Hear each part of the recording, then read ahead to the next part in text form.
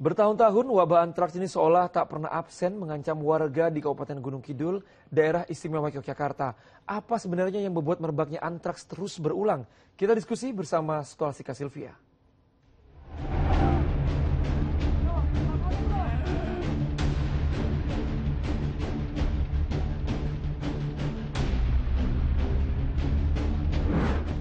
Antraks kembali mewabah di Gunung Kidul, Yogyakarta. Ini bukan pertama kalinya penyakit yang satu ini membawa petaka.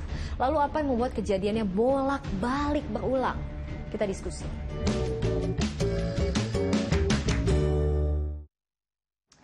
Antraks, kemunculannya pertama kali di Indonesia sudah lebih dari 1 abad lalu. Mungkin ada yang pernah ingat dengan julukan sapi gila. Nah, ternyata setiap tahunnya ada aja kemunculan kasus antraks. Kasusnya yang terkini, 87 warga positif antraks di Gunung Kidul, Yogyakarta. 3 meninggal dunia, 1 diantaranya positif, 2 lainnya suspek. Gimana sih awal mulanya? Usut punya usut, wabahnya antraks ini nggak lepas dari tradisi masyarakat yang dikenal dengan nama tradisi memberandu. Nah, bagi warga masyarakat, ternak itu ibarat tabungan, investasi yang akan mereka jual di masa yang akan datang. Jadi kalau misalnya ternaknya sakit atau bahkan mati, otomatis si pemilik ternak ini merugi dong. Nah, atas dasar sikap kemanusiaan kepada sesama warga masyarakat, para tetangganya, ini mereka biasakan patungan untuk sama-sama beli ternak yang sudah sakit atau bahkan mati ini. Dagingnya kemudian dibagi-bagikan untuk dimakan bersama-sama. Nah, ini nih yang masih jadi PR-nya, yaitu bagaimana mengedukasi masyarakatnya. Cara mengatasinya ya sama, bagaimana tidak menular gitu loh. Tapi saya juga tidak mengerti literasi apa yang mungkin perlu diberikan pada masyarakat ya. Gejala antraks itu ada pada sapi seperti apa, harus dengan kelengkapan apa, ya, untuk cara mengobati dan untuk tidak dimakan dagingnya, misalnya gitu loh. Seperti yang kemarin kan juga akhirnya tahu-tahu mati tapi terus disembelih terus dimakan bersama. Nah, ya, kenapa hal seperti ini selalu terulang? Dalam Bali sebenarnya kemarin kan juga setelah ada kabar antraks, warga itu kumpul mas, itu bukan. Itu mulai saat ini itu berarti mau diadakan di saat ini. Jadi kalau ada sapi mati, warga sepakat untuk dipendam. Gimana sosiolog melihat fenomena ini? Kelompok masyarakat yang memang sadar literasinya bagus, ya dia nggak mau makan. Tapi ada masyarakat yang terhadap itu semua dia manut budayanya, ya ikut aja gitu.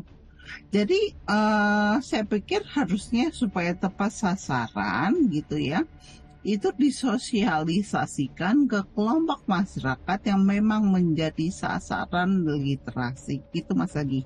Saya nggak menyalahkan tradisinya. Tradition is tradition gitu kan. Tapi kalau ngomong soal sehat sama tidak, nah itu butuh intervensi dari masyarakat, dari pemerintah, mulai dari dinas sampai dengan lokal dan pemuka agama. Masalahnya, walaupun antraks bukan penyakit baru, tapi pengetahuan masyarakatnya masih sangat terbatas. Penyakit ini disebabkan bakteri Bacillus anthracis, menginfeksi hewan dan bisa menular ke manusia, tapi tidak dapat ditularkan antar manusia.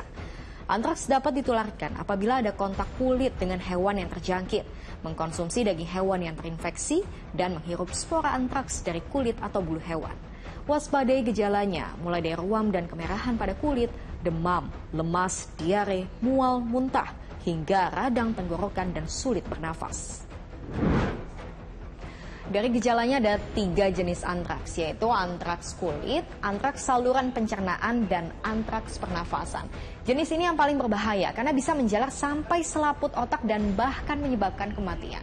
Terus pertanyaannya, kenapa sih wabah ini terus berulang? Di Yogyakarta, ini dia jumlah kasus positifnya selama 7 tahun terakhir. Selalu atau praktis selalu kejadian yang terjadi itu karena orang mengkonsumsi sapi binatang yang sakit. Itu hampir selalu. Saya kira selalu, karena saya belum pernah mendapat laporan di Indonesia yang tidak ada konsumsi apapun tiba-tiba sakit gitu ya. Jadi katakanlah hampir selalu konsumsi binatang yang sakit. Jadi kalau ditanya kenapa berulang, karena kalau ada binatang yang sakit dan bahkan binatang yang mati karena sakit, itu kemudian dikonsumsi oleh orang. Itu yang membuat kemudian balik lagi penyakitnya. Ini faktanya, spora antraks bisa bertahan berpuluh-puluh tahun di dalam tanah, kemudian di bangkai hewan yang sudah dikubur, dan bahkan ketika dagingnya sudah dimasak dengan matang, bakterinya ini nggak akan mati. Itulah kenapa hewan yang terinfeksi antraks ini nggak cuma bisa dikubur, tapi juga harus dimusnahkan dengan cara dibakar. Supaya jangan sampai Indonesia dinilai gagal menuntaskan wabah, gimana sih pendekatan penanganan yang tepat? Nah, karena ini pada hewan dan pada manusia, dan juga karena tadi Anda sudah bicara tentang spora, ini juga ditemukan di tanah, jadi kan ada 3 aspek. Ada aspek hewan, ada aspek manusia, ada aspek lingkungan. Karena itulah harusnya pendekatannya adalah sekarang yang kita kenal sebagai pendekatan One Health. Pendekatan One Health itu kerja bersama antara kesehatan manusia, kesehatan hewan, dan kesehatan lingkungan untuk berjalan bersama-sama menanggulangi masalah penyakit. Bukan hanya antraks sebenarnya, banyak sekali masalah kesehatan ini yang perlu diselesaikan dengan pendekatan One Health. Ibarat pepatah, mencegah lebih baik daripada mengobati. Jadi kerjasama semua pihak, bukan cuma dalam hal penanggulangan ketika wabahnya sudah kemana-mana dan bahkan makan korban jiwa, tapi juga kerja sama-sama untuk saling mengingatkan secara konsisten nih kepada warganya. Jangan lupa loh, wabahnya pernah ada, jangan sampai muncul lagi. Makasih sudah diskusi, lanjut diskusi di kolom komentar.